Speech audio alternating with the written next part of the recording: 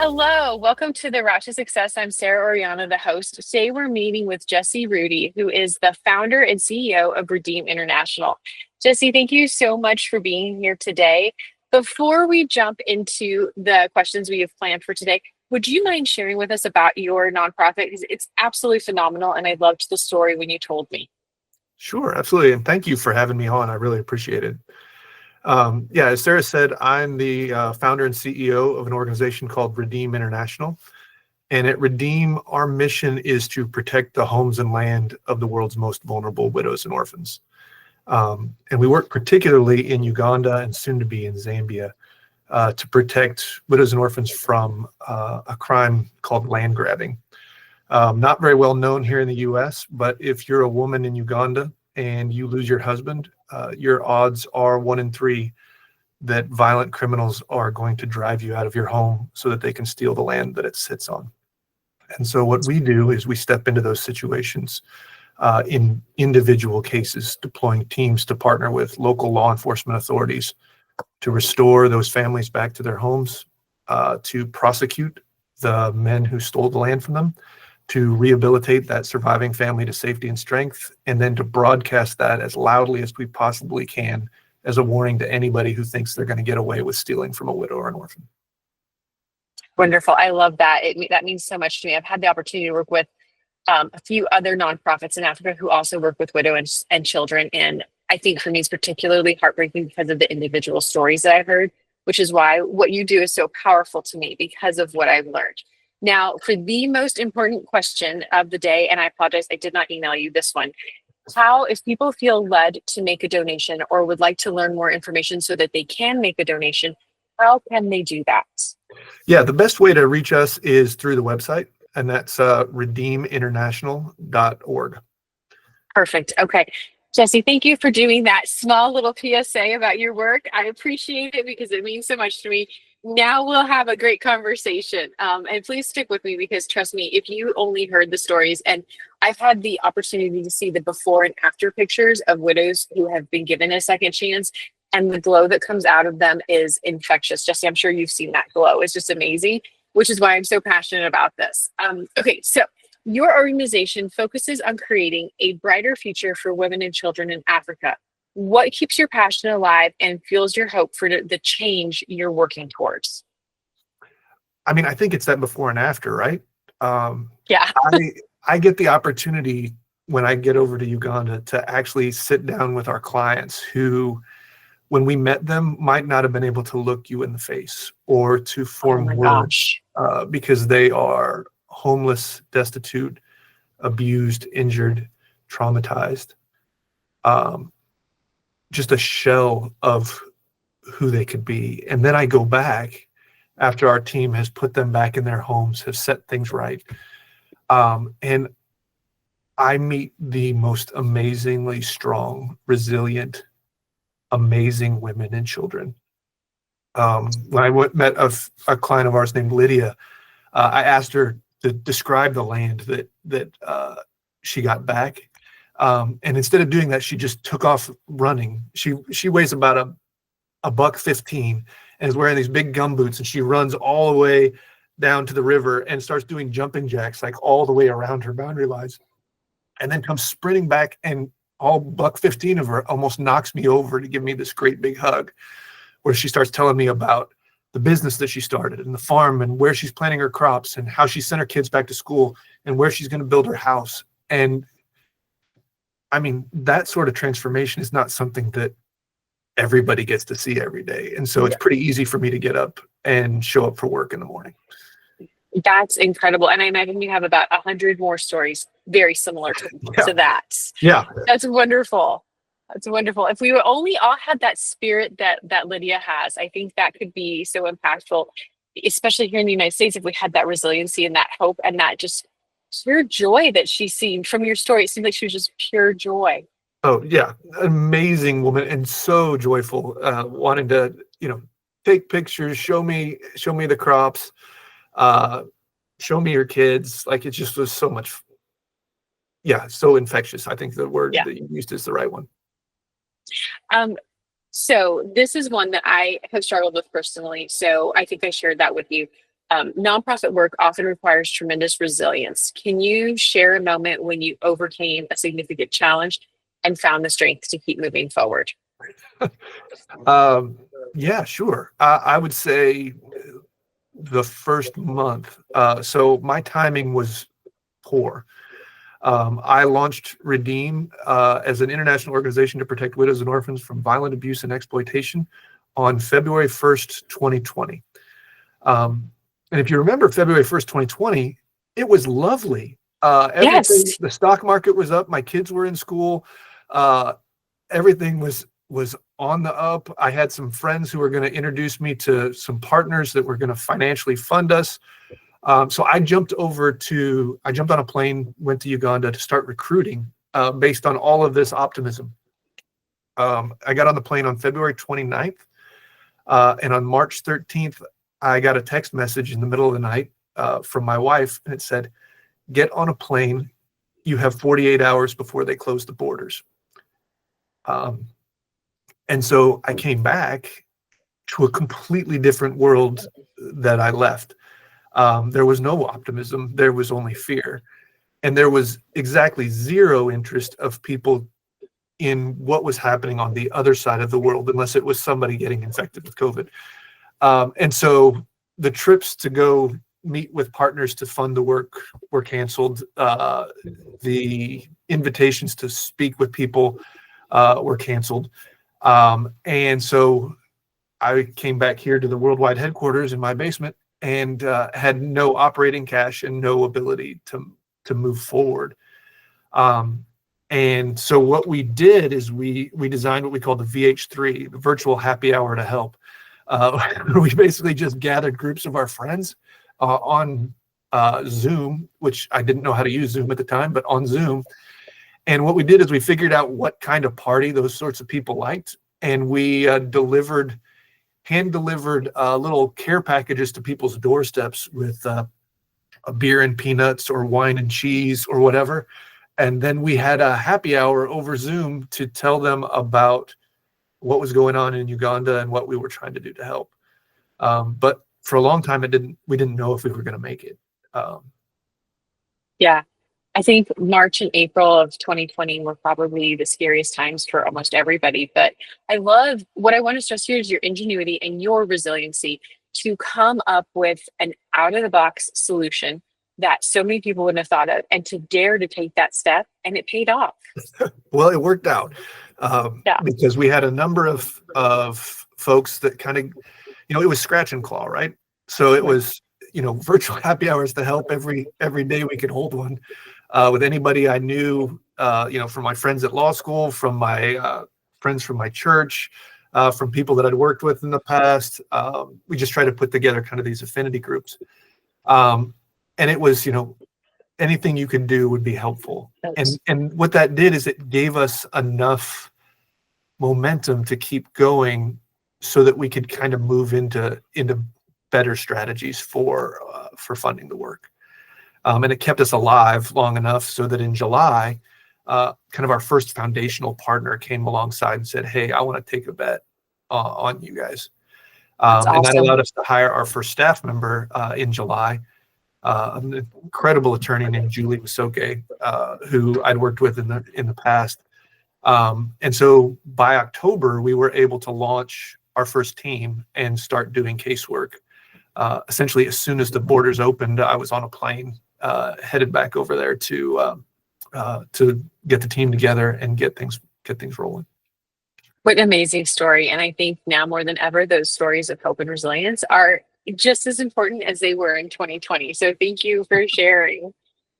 In the face of adversity, how do you inspire your team and yourself to keep to keep believing the positive changes is possible? Yeah, I would say it's easy in what we do.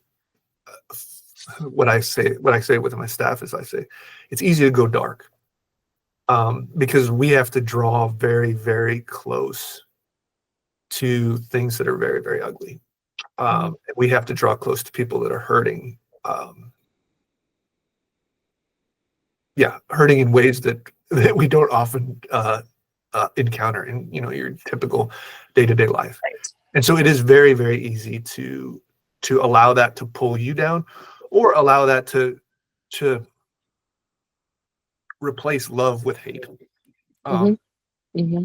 And so what we end up doing is we spend a lot of time focusing on what transformation is possible. I mean, the word redeem, the reason we picked that name is that what it really means is to take those things that are lost, broken, stolen, and destroyed, and to pay the price to restore them back to what they were created to be. And that is our mission. And so in some ways, we say that the more broken it is, the more destroyed it is, the more stolen it is. That's right where we're supposed to be. Like, that's actually what we were created to do. And so in some ways, the darkness of it, the brokenness of it, actually is what brings us the greatest joy, is because it creates an opportunity to do something unexpected. Yeah, one of our core values is that we are joyful in our work. And what I found is, when you look at the idea of joy, people often think that the opposite of joy is sadness, but that's not true. The opposite of joy is fear. Yes. You can be sad and joyful. Like, I just went to a funeral a few weeks back, and we were incredibly sad. Right. But we also were joyful. Correct. In celebrating my friend's life. But I can't recall a time when I was afraid that I actually was able to exude joy. And Right. so one of the things that when we talk about that value as a team, we say is like, we take big risks, we pick big fights because we're just not afraid to fail. And it's a little bit like sports that I remember, when I was a little kid. I didn't have as much joy when I was playing a game when I was expected to win. I always had joy when I was playing a game that I was expected to lose. Because that challenge. You could just put it all out there and be like, yeah, if we lose, well, we were expected to lose anyway. So let's just push into it and see what happens. And what we're doing over and over is like pushing into it and seeing what happens. And over, we've got Lydia tackling us because she wants to tell you about the great things that are happening. Or we're getting an impact study back that is saying that not only are you helping individual victims, but tens of thousands of people have already avoided victimization because of the deterrent impact of the work. That's how you overcome fear. That's how you overcome the brokenness, is just focusing on like, well, let's just push into it and see what happens. And then celebrating the things that go right. I think that one of the biggest things that so many people get wrong is we forget to celebrate even the little things. And when we forget to celebrate, that's when the sadness and the exhaustion creep in and make it easier to be afraid. And so I think the fact that you guys make celebration a key point is huge. Oh, yeah. And that's what keeps you so far away from the fear. Yeah. Oh, celebration is a discipline. You have to discipline yourself to celebrate the things and not to just pass over them. Right. And so, yeah, we focus very much on celebrating the victories that we have, and even in being a little bit ridiculous in what we do.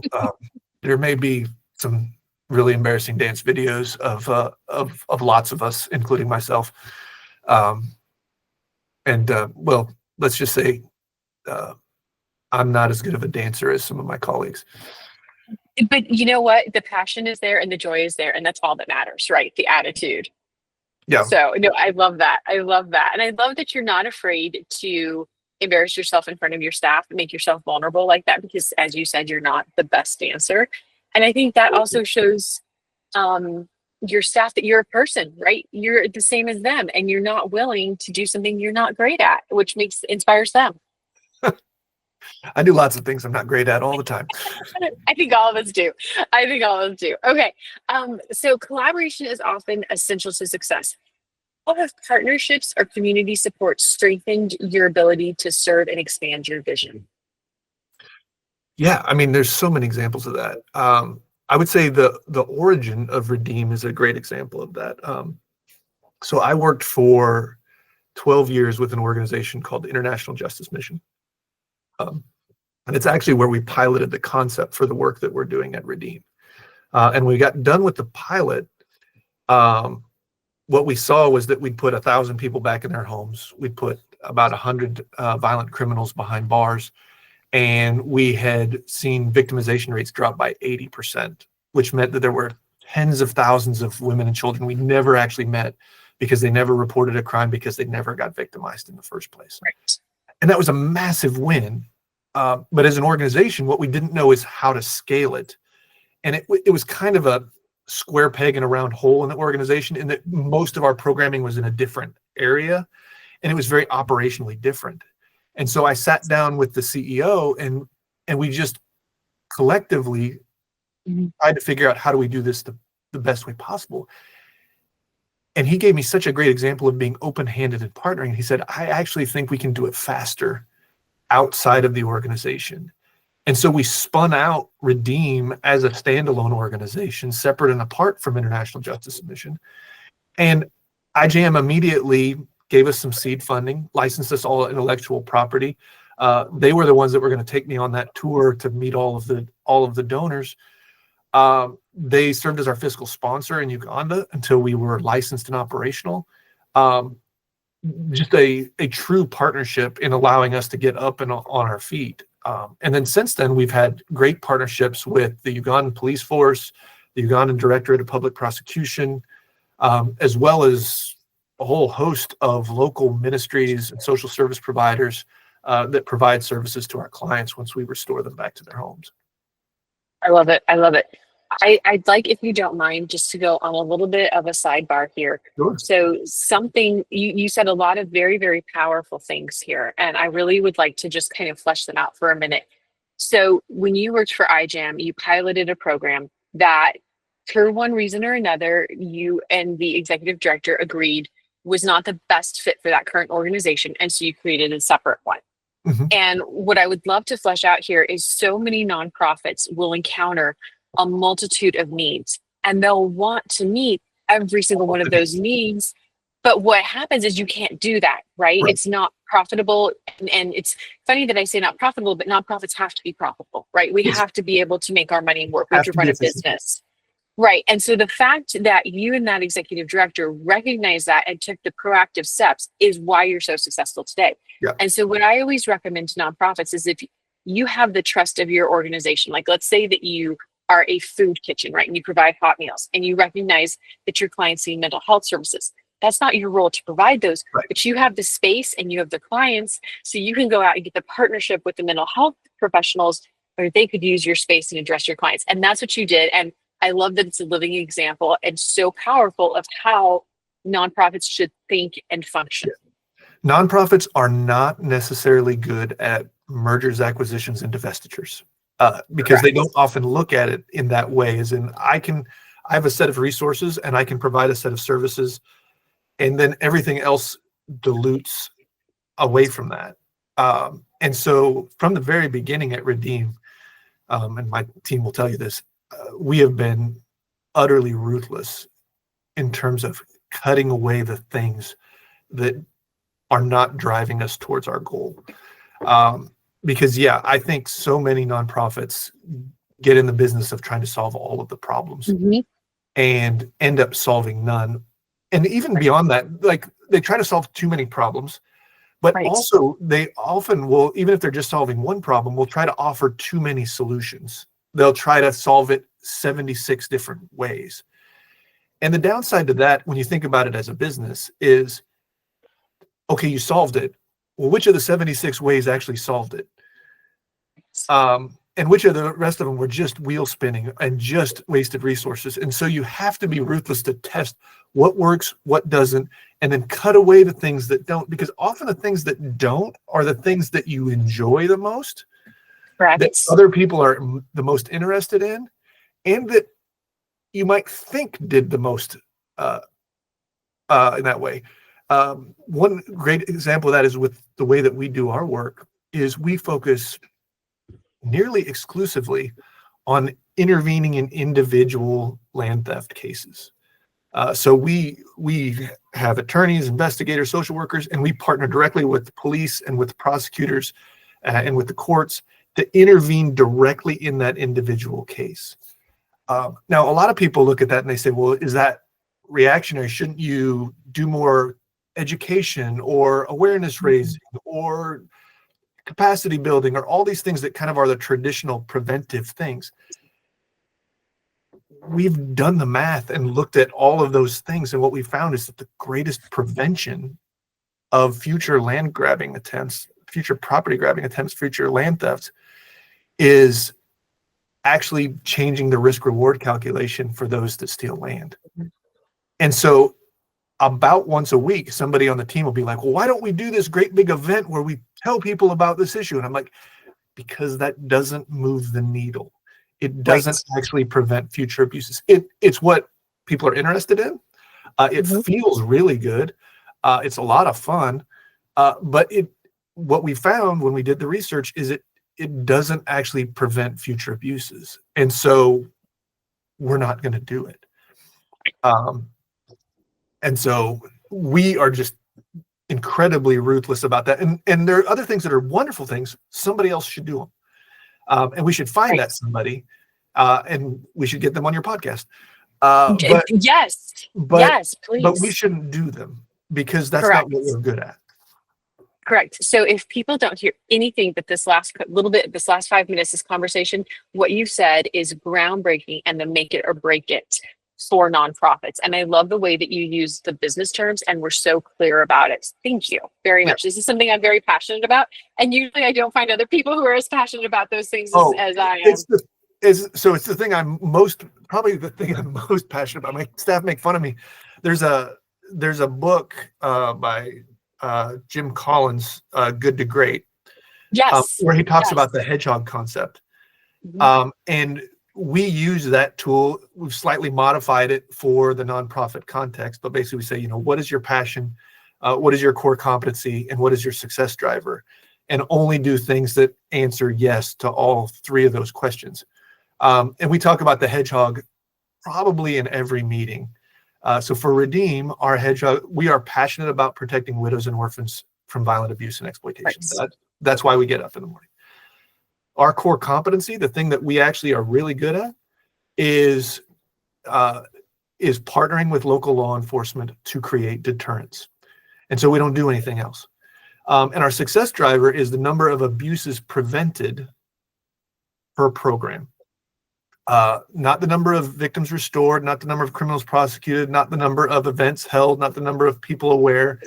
It's how many abuses do we prevent? And so everything is driving towards that ultimate indicator. And yeah, my staff make fun of me, and almost every office either has a picture of a hedgehog on the wall or a stuffed hedgehog. And then when I walk in, they get the hedgehog out and they give it to me so that I can, so we can talk about the hedgehog some more. So I love it. You have a disciple in that I am very much passionate about. Do what you're good at. Right. So yeah, it was know who you are, know what you do, and don't do anything else. Exactly. And that's it. Exactly. Oh my gosh. Best conversation I've had all week. Thank you. All right. So let me ask you a different question a little bit here, if that's okay.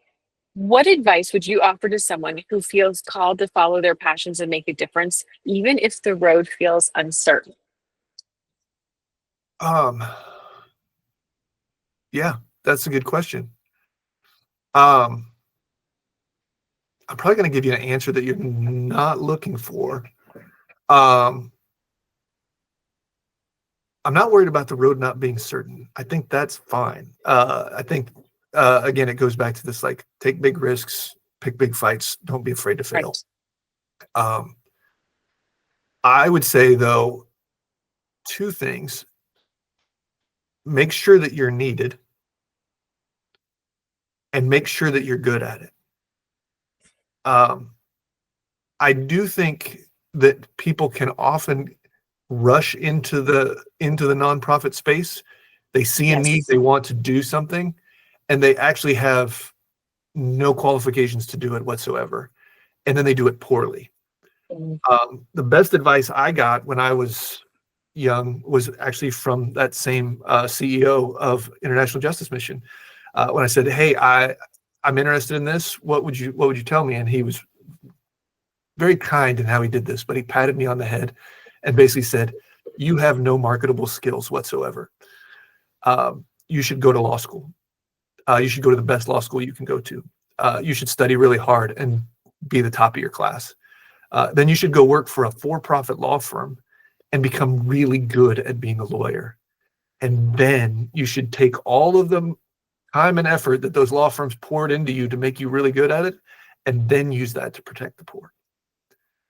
I love it. It's brilliant. And it's not as satisfying in the short run, but it is, I think, much more successful in the long run. If you spend the time, I don't remember who said it, but it was like, if I had an hour to chop down a tree, I'd spend the first half an hour sharpening my axe. Let me ask you this. How would you feel if the suggestion was made exactly what you said, and then say, and if in the short term you feel led to work with nonprofits, volunteer? How would you feel about combining what you did with also volunteering? Oh yeah, you can stay involved, stay engaged, Right. but invest in being good at it. Yeah, I think is the message that I would send. Is too many times in nonprofits, people are kind of like, well, I'm doing good, so I don't have to do it good. And that's not true. Lydia deserves a world-class attorney. Correct. Every bit as much as my clients did when I was in private practice. And it would have been a disservice to Lydia had I just come out of law school and been like, "Oh, sure, I'll represent you. I don't know how to do this, but I'll do it." But during that interim, while I was sharpening my axe, I was still engaged. I was still involved. I was doing the things that I was good at doing, and some of that was in a volunteer capacity.